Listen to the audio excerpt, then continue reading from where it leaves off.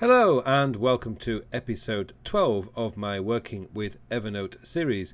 In this episode, I want to show you a use case or a case study on how I use Evernote to collect my ideas for buying clothes. Now, I know not all of you out there in the fashion world or that particularly interested in clothes, but I have a real interest in quality clothing because it's a project that I'm working on at the moment. I want to replace all my cheap polyester nylon clothes with natural fibers and clothing that are what I suppose we could call unique pieces of clothing that will last for a long time.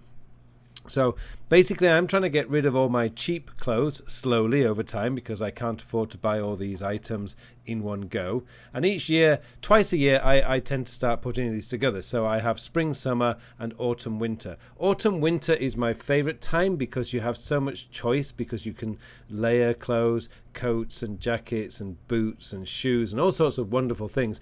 Summer, particularly over here in Korea where it gets hot and humid, I find it quite limiting what you can buy.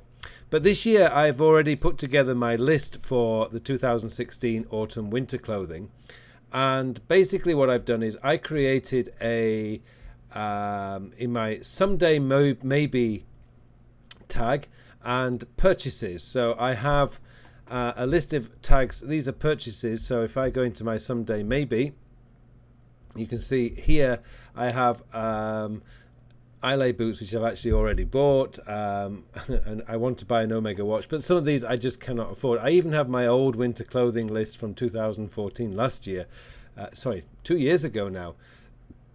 And there's also notes in here that also I have for items that I'm not ready to buy and but maybe want to buy in the future. But I'm putting together at the moment my list for this year, 2016 autumn winter clothing. Now, I don't want to get political, but because of Brexit, because the UK has decided to come out of European Union, the British pound dropped in value quite suddenly, and so I decided to buy these boots because these were the most expensive item on my list this year. So I have already bought these boots, so technically they could come off my list, but I don't want to take them off my list because I can go back in 5 years' time and look at what I was looking at back in 2016. Now, what we can do here is we can just what I do anyways, I add the image, and generally I would add the link to the actual item directly. So let's have a look at this. This winter sweater is a sweater I want to buy in navy blue.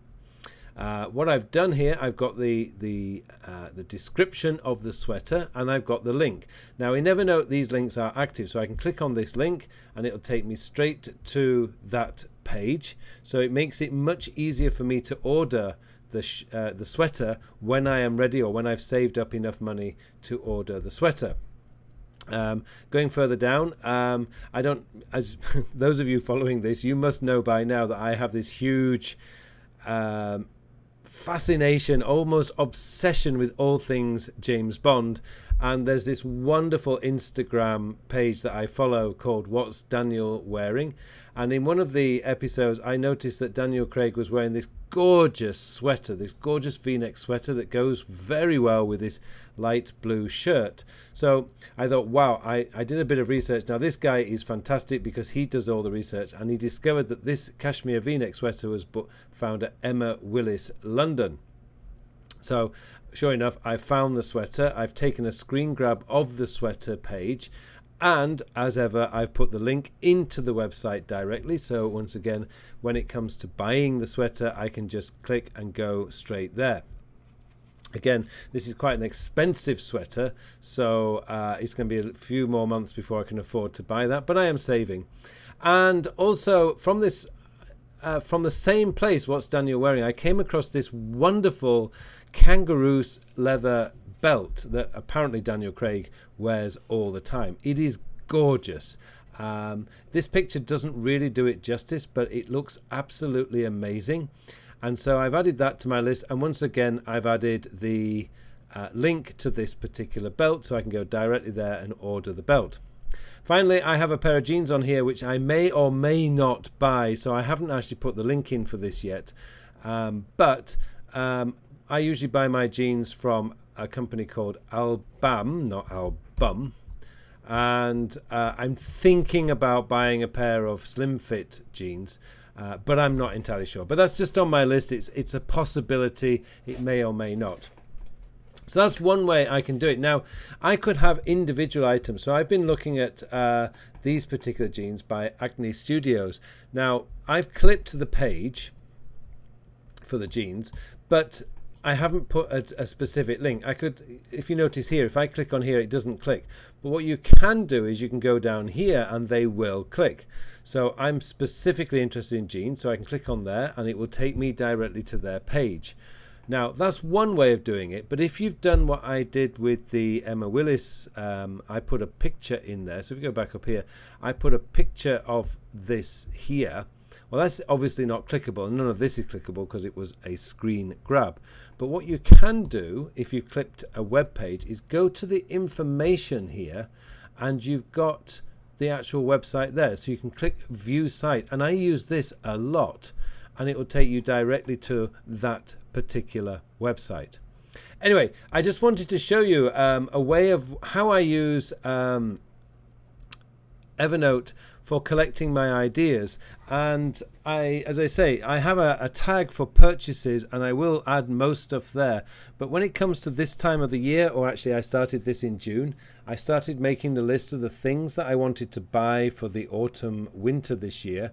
And I put together just one note, because then I can actually just go through that note. Now, because this is quite because now we're entering into July, I'm now looking at that quite frequently. So I will add that to my shortcuts. And again, you can just drag and drop straight there, and that's done. Anyway, I know this is a slightly longer episode, but thank you very much for your patience. But I did want to show you a way that you can use Evernote to collect your ideas together and then keep all the information in one place. So once again, if you have any questions about this, please leave a comment in the comment section below, and I hope you have time to join me in the next episode, which will be episode 13.